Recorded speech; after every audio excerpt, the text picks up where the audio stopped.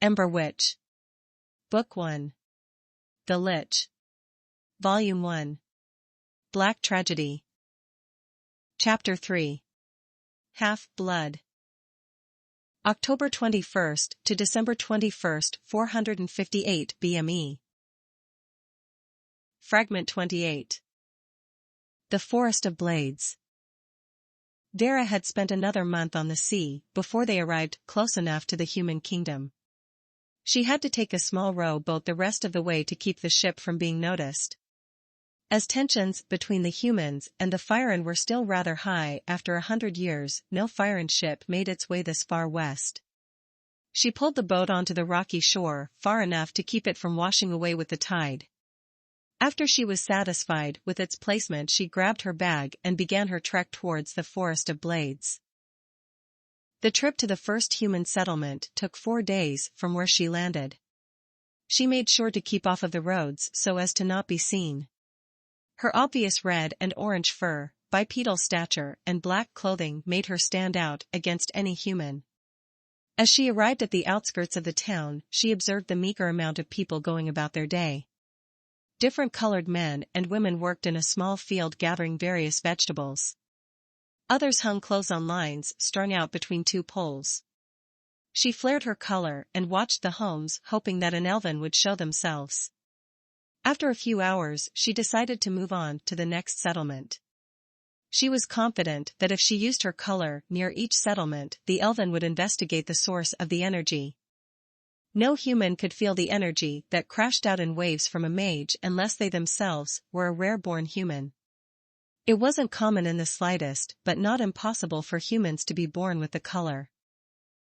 After another week of travel, she came across the second settlement. She repeated the process of watching the humans and pushing out her color, and again she encountered nothing. She marked these settlements on her map as dead ends and moved on. To help her locate each of these small towns, she would use her color and feel for large concentrations of life. She had thought that she found another settlement, but in fact was a pack of goblins hiding within a small cave. They had felt her color and began frantically hunting the source. Within an hour, a group of 3-foot-tall, greenish-gray, skinned savages fell upon Vera's location. Having known they were coming, Vera was more than prepared for the coming fight. 6 goblins stood before her with bone knives and sharp claws. She flashed her dark red color and stepped quickly. She pulled 2 daggers from her thighs and slashed out against one of the goblins who was not prepared for her abilities. She stabbed the blade into its eye and it screamed in horror. She kicked out, striking another one in the stomach, causing it to fly back. She parried a slash from another goblin, then sunk her blade deep into its chest. The blood drained from the wound and it fell to the ground. With 2 of their pack dead, the remaining 4 screamed at her in incoherent voices and charged at once. She leaped upwards, using her color to gain extra height. While in mid-jump, she pressed a spell into the ground, and as the goblins stepped into the glowing circle, it exploded, tearing each of them to pieces. She landed just beyond the mess of bodies and leaned over, grabbing the ragged shirt of the first goblin she had killed to clean her daggers. She slid them back into the pockets on her thighs and began moving once again. After another 2 settlements, she had been on the road for a month. The humans had built their towns close together so that travel time was reduced. She hadn't seen or heard any signs of an elven within 3 of these small towns. This was the closest to the Forest of Blades that any human settlement had been built. Just a mile away from the last farm stood the 50-foot-tall sword that marked the beginning of the forest. She had been hiding just beyond the sight of the farm workers, but close enough for her hearing to be perfect. She listened to the 4 humans talking in Basic about their crop production, but perked up when one of them had mentioned something that resembled an elven word. Through her training with Hana, she had studied Elvish enough to pick up the basics of the language. The brown-skinned male had said the word Vern, which meant June in Elvish.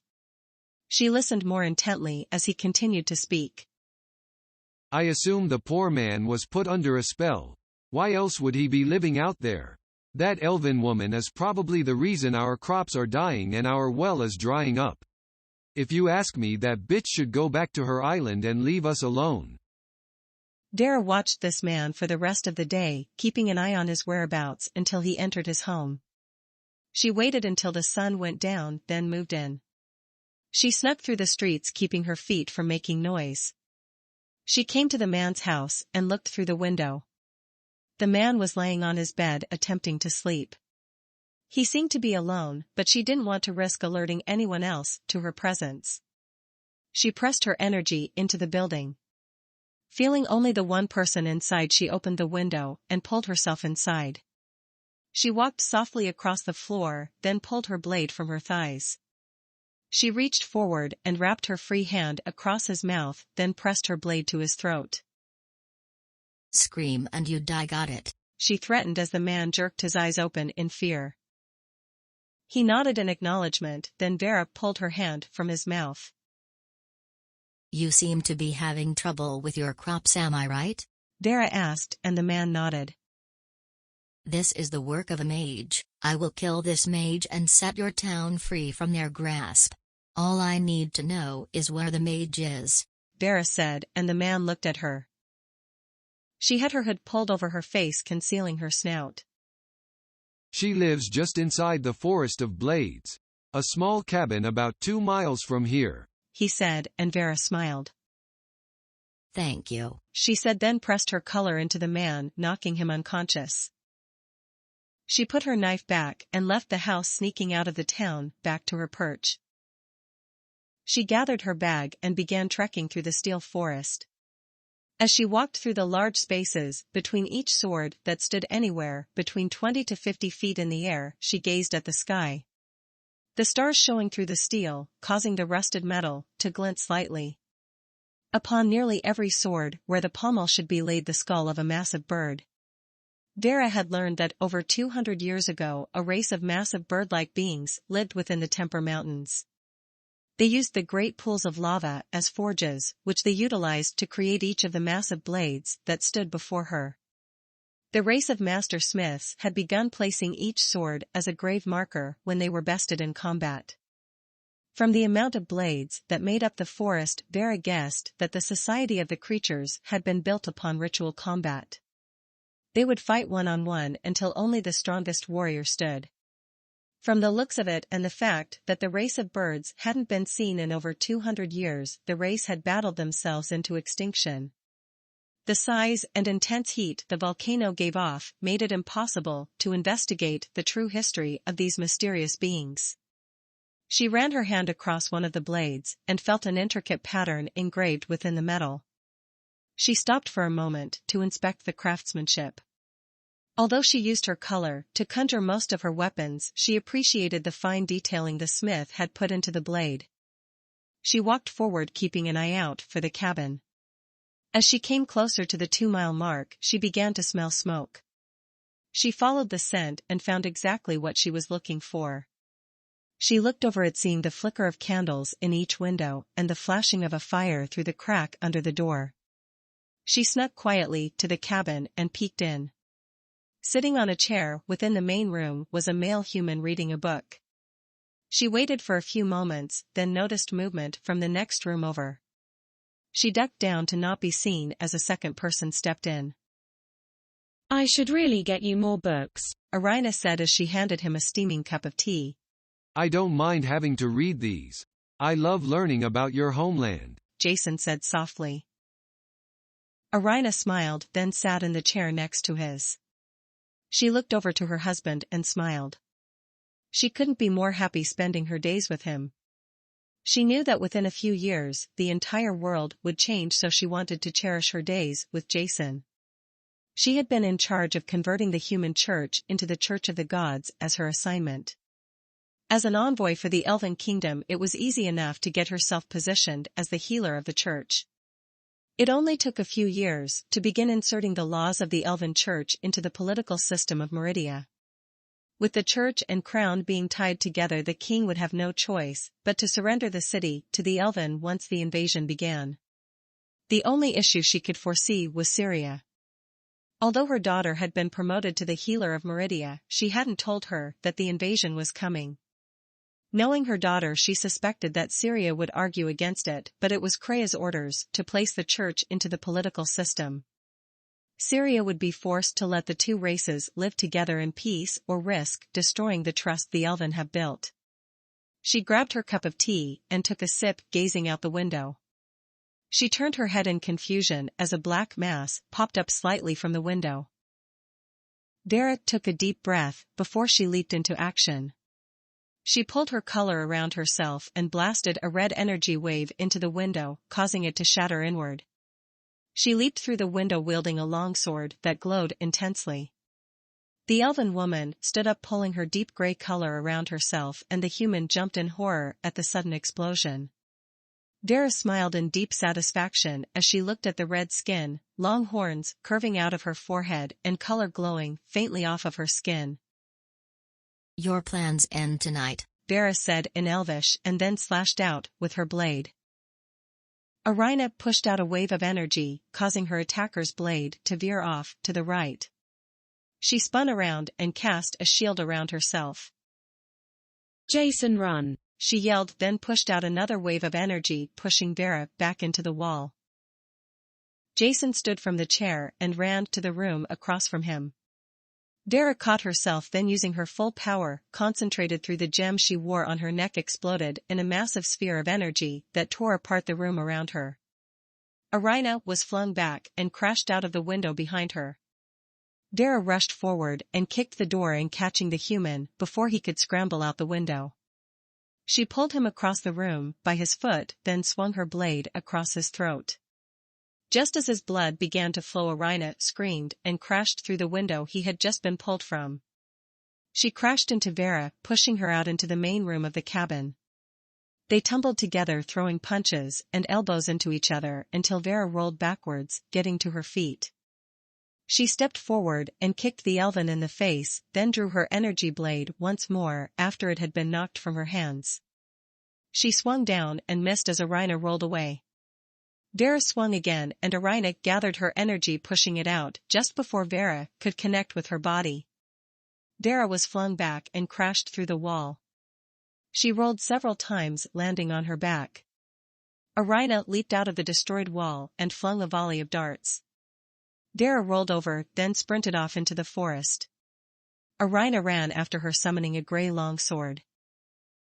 They sprinted around the swords, clashing blades together in a flurry of energy. Irina threw out an energy ball that Vera slashed away. They came to a stop and clashed blades once more. Vera swung high and was met by the gray blade of the elf before her. They clashed high, then low, then high again. During the middle of one of the elf's swings, Vera kicked out, striking her in the stomach. Irina flipped backwards, then crumpled to the ground. Vera ran forward and slashed down. Irina rolled to the right and Vera's blade scorched a line through one of the massive blades. She cursed, then spun around, slashing away an attack that would have left her without an arm. They moved quickly against each other, trailing back towards the cabin. Each time their blades crossed, sparks of gray and red energy exploded off the surfaces of their swords. They battled each other in more than combat. The amount of energy each could produce radiated off of their bodies. Each of them had to read the energy and react accordingly. Vera felt a slight shift in the elven's energy and moved her sword to the left. Irina stopped mid-attack and adjusted her blade to strike right. She sliced into her attacker's side, causing her to begin bleeding. Vera jumped back and felt her side. She had been cut deeply, but she could endure. She conjured several darts around herself that floated above her. She jumped back into the fight, using her blade to deflect attacks and the darts to keep the elven at bay. She fired off one of the darts as Irina jumped back. It struck her in the leg and she fell hard. Vera, using this moment to her advantage, fired the rest of the darts. The darts struck Irina in the arm, shoulder, and stomach. Irina coughed up blood and attempted to stand. The pain was too great for her leg to handle and she fell once more. What did your king order you to do? Vera asked in Elvish and Irina looked up to her. It's already too late. Our forces will overtake the mainland and rebuild the world as it should have been for hundreds of years. Irina replied, and Vera laughed. Your king is a fool if he thinks we will just roll over for him, Vera said, then swung her blade. Irina's head fell from her body and rolled across the grass. The night silently came back into focus as the sound of combat ended. Vera walked away from the body and headed back to the cabin. She pressed her energy into her wound and it began to numb. She stepped in through the smashed wall and began searching the house for any evidence that could help convince the human king. She sorted through stacks of letters and notes from the various settlements she had already checked. As she read over each, she noticed a pattern. Each settlement had requested the elven woman to visit for healing sessions. Each letter was addressed to Irina Vern, and Vera finally had a name for the woman she had just killed. She moved on to the next room and found a stack of books detailing the history of Sin's garden. She grabbed several of them and moved on to the next room. As she entered, she took in the sight of the corpse. Now that she had time to take in the room, she noticed that it had been decorated in old children's drawings and various girlish objects. She stepped over the body and examined everything.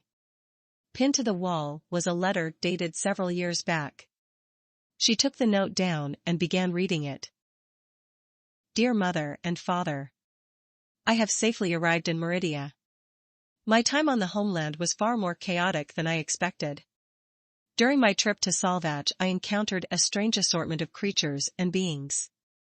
I was accompanied by a man I came to know as Creadorn. Before we reached the capital, he was attacked by a group of Noki who claimed he was a criminal. If what you have taught me is true about the royal family, I believe that this Crea is the youngest son of King Marin. I am unsure of the current political situation within Salvach, as my time over the years was within the Saldelegate, learning more about the healing arts. I am now stationed within the chapel in the middle district of Meridia. However, the construction crews have begun building a larger chapel in the upper district that I will be moving into within the next year or so. I hope to see you soon. I deeply miss you both and hope you are doing well. Love, Syria. Vera looked up from the letter and smiled sinisterly. There is a half-blood within Meridia, my job just keeps getting better, she said to herself, then stepped out of the room. She dropped the letter on the corpse, then exited the cabin through the destroyed wall once again. She grabbed her bag and placed the books inside. She looked back once more to the cabin with a smile, then began walking out of the forest to begin her next hunt.